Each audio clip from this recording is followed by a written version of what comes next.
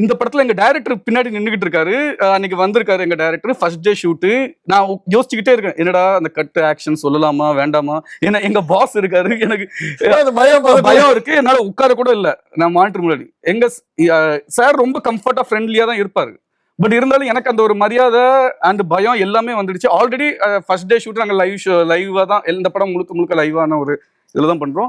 நான் வந்து உட்காரதுக்கு தயங்கிட்டு இருக்கேன். அவர் வந்து டே உட்கார ஸ்டார்ட் பண்றா அப்படின்ட்டு அவர் உட்கார வச்சுட்டு சொல்றா அப்படிங்காரு. என்னால சொல்ல முடியல.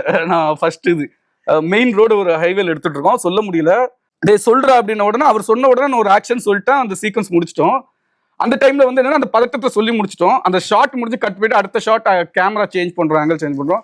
என்னால உட்காந்துட்டு இது நம்ம தான் சொன்னோமா, இவ்வளவு விஷயம் நடந்துச்சா, நம்ம பண்ணி தான் நடந்துச்சா, ஏன்னா ஒரு பெரிய செட்டப், ஃபர்ஸ்ட் செட்டப்பு, அது மறக்க முடியல. அது வந்து எல்லாரும் முன்னாடி கண்ணீர் வராதுல்ல, அதனால அது வரல அன்னைக்கு. அது அவ்வளவு பிஸி இதுல அது வரல. அது ஒரு கண்ணீர் வந்ததுக்கு சமமான ஒரு இதாக தான் இருந்துச்சு. அது ஒரு எங்க சார் முன்னாடி நமக்கு கத்து கொடுத்த ஒரு குரு முன்னாடி வந்து ஒரு ஆக்ஷன் சொல்றது வந்து அது எனக்கு அது அன்னைக்கு ஒரு பாக்கியமாவும் இருந்துச்சு.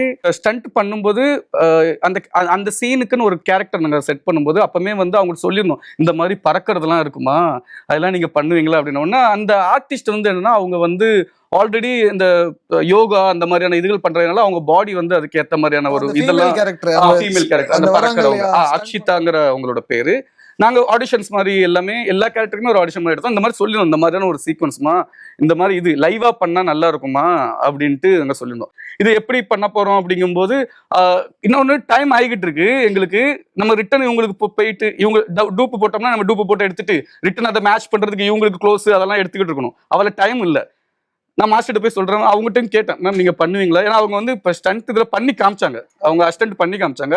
பட் அவங்க வந்து அந்த ஆர்டிஸ்ட் வந்து இல்ல நான் பண்றேன், அவ்வளவு ரிஸ்க், ஏன்னா அங்க இருந்து பறக்கணும், ஒரு 30 அடி இதுல மேல பறந்து அதுல வந்து கீழே விடணும், அது எல்லாமே அவங்க வந்து லைவா பண்ணாங்க. இதுல என்ன கொடுப்போம்னா ஹீரோ முக்கியமான மேட்டர் மரண்டாப்ல கிளைமேக்ஸ் ஒரு சரியான ஸ்டண்ட் ஒன்று இருக்குங்க. அதுல ரியலா நாங்க தான் ஃபர்ஸ்ட் டைம் வந்து எங்களாம் தள்ளி விட்டாங்க. அதான் சொன்னேன், பிரதர் அது அட்டை பாக்ஸ்ல ஊந்துமே நம்ம தானே அப்படின்னு கேட்கறேன். இல்லங்க நம்மளுங்க, யோ நம்ம நம்ம நியம் வந்துட்டு ஒரு அது சீன்ல ஒரு மேட்டர் கிளைமேக்ஸ் சீன் ட்ரெய்லர்ல வந்திருக்கும். ஒரு செவுரை உடைச்சிட்டு கீழே வந்தது, கிட்டத்தட்ட ஒரு 20 அடி ஹைட்ல இருக்கிற செவுரு.